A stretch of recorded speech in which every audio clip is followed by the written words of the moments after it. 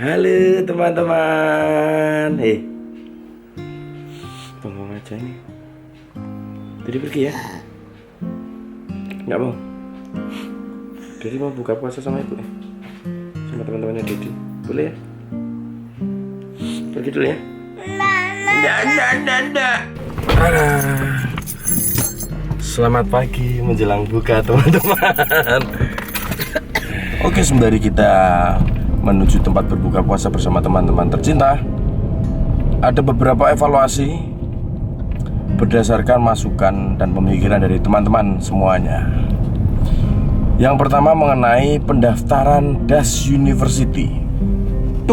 Yang ketiga, usia 17 sampai 25 tahun. Ya, untuk umur batasan kita hilangkan, tidak ada batasan usia. Berapapun usia kalian, silakan jika lolos mengikuti tes antara bakat, passion, dan attitude. Mampu memenuhi kebutuhan dasar sendiri, makan, minum, pakaian selama masa karantina. Mohon maaf ya, generasi kedua makan bayar sendiri. Makan bayar sendiri. Perlu disadari teman-teman, sekolah atau nggak sekolah, itu kan sebaiknya kita harus makan sendiri toh. Maksudnya didulang terus. Nah itu sebenarnya pertimbangan kita tidak hanya itu aja. Kita mengalami trauma. Kayaknya lebih baik diceritakan hari ini. Jadi kemarin itu dari 170 murid, kita pilih 10 murid yang memang dari awal di dalam semua presentasiku selalu mengatakan 10 murid. Tapi ternyata prakteknya kita dikasih 11 murid.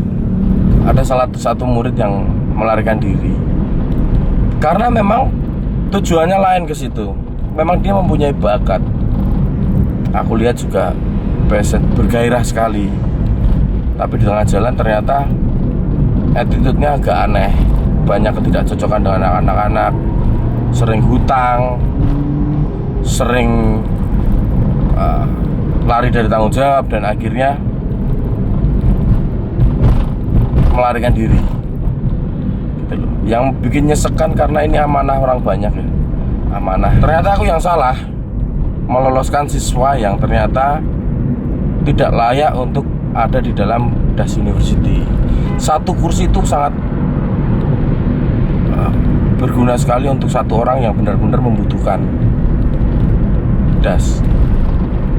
Jadi kita juga tidak boleh salah pilih dalam memberi kesempatan. Takutnya di luar sana ada yang lebih butuh dan tidak mendapatkan kesempatan gara-gara salah memilih. Sesuai dengan kontrak kita proses secara hukum, kita tuntut, kita ajukan denda sesuai dengan kesepakatan. Lawyer kita datang ke rumah. Nah ternyata di situ ibunya sendiri nggak ngerti, nggak tahu kalau anaknya ada di DAS University itu, bla bla bla. Setahu ibunya itu DAS University itu adalah program daripada sekolahannya, dan ternyata dia masih SMA. Nah jadi kita kayak ketipu berkali-kali gitu. Orang jelas-jelas di situ harus total, persyaratan itu harus total. Kamu nggak boleh ada kerjaan, kamu nggak boleh sekolah. Ya memang itu menjadi sebuah pilihan. Ada di dalam DAS University itu adalah sebuah pilihan hidup gitu loh. Nah ternyata kita kayak cuma dimanfaatkan aja untuk seseorang yang mau melewatkan waktunya dengan sia-sia gitu. Ya lah wis makan dibayari, enak-enakan gitu loh. Keluarganya itu ketika kita tuntut, ya memang dia bukan orang berada gitu. Terus gimana kalau diteruskan, kan kasihan juga. Dimana sebenarnya tuntutan kita itu adalah denda yang nanti digunakan untuk membeli komputer lagi. Memang kesepakatan dari awal, kalau kamu nggak kuat atau berhenti dari sekolah harus membayar sejumlah uang. Bentar ya mas. Nah terus piye, masa iya tetap dituntut? Kan nggak mungkin. Kasihan orang tuanya. Kamu bisa bantuin aku ngomong nggak? Menjelaskan, siapa tahu bahasa aku jelek. Kan mau turun. Ya sedikit aja. Tahu nggak unek-unekku maksudnya? Ngerti kan? Coba ngomong. Ya kalau menurut aku sih Agak maju dikit. kelihatan gemuk. Enggak. Enggak. Ya kalau menurut aku sih kalau memang mau belajar sesuatu itu kan butuh pengorbanan. Nah kemarin ini kan rumah sudah, tempat tinggal sudah, komputer sudah, makan juga sudah. Terus mereka berkorban apa gitu? Effort lebihnya apa untuk berada di Das University? Mungkin waktu, tapi waktu kan sudah digantikan dengan ilmu, ya toh. Nah kalau aku sih memang kalau mau mendapatkan sesuatu yang lebih, kita juga harus berkorban lebih. Selain waktu, juga effort yang lebih, yaitu dengan memenuhi kebutuhan pribadi sendiri. Jadi ya memang biar orang tuanya juga tahu. Kayak JJ ini kan orang tuanya nggak tahu. Kalau JJ tahu, memang disupport itu siapa sih? Apa sih yang hilang itu loh? Si telek pitik itu. Si yang hilang itu kan orang tuanya nggak tahu kalau dia sekolah di Das University. Karena mungkin tidak pernah minta uang. Iya, dan kita juga baru tahu kalau ternyata dia masih SMA. Maksudnya kalau umpamanya Pantesan waktu suruh ngumpulin KTP dia nggak ngumpulin sendiri. Wah. Oh, keluarga Bang Batoro.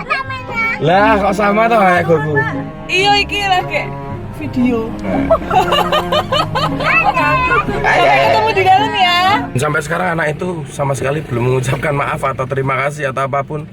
Hilang begitu saja, minggat lewat jendela belakang. Ada sih katanya kemarin waktu ke Itu rumahnya ibunya, itu kan ibunya. ibunya datang. Lah besokannya itu dia bilang sama Mas Iwan, Mas aku sudah di rumah tapi aku nggak punya uang buat ke Jogja. Ya aku bilang aja, balas aja Mas, nanti akan dijemput sama Polres setempat.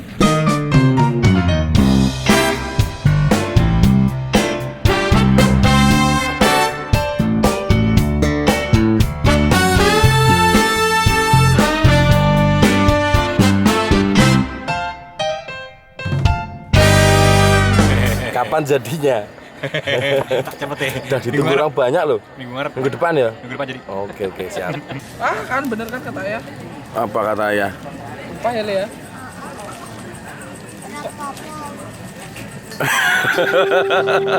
Ngomong-ngomong soal makan, ada dua alasan kenapa orang tua menyuapi kita dengan ikhlas.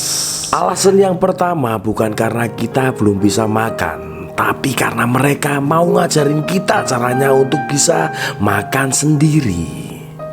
Alasan yang kedua adalah karena kita tidak mau makan. Buat aku ini adalah peluang untuk melatih kedua anakku Barak dan Goku untuk bisa belajar makan sendiri, yaitu dengan menunggunya lapar. Terkadang memang ibunya nggak tega, akhirnya Dedi kena marah. Persis kayak yang komen di episode pendaftaran.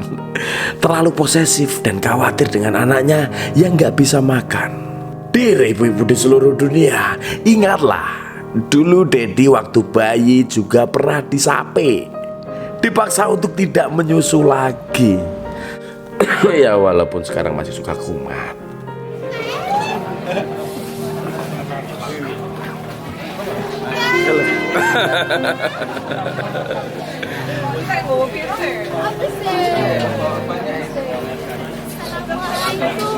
Pak De. Saat dia katanya ya Pak De. Maki. Tahu. Kamu barusan pegang apa?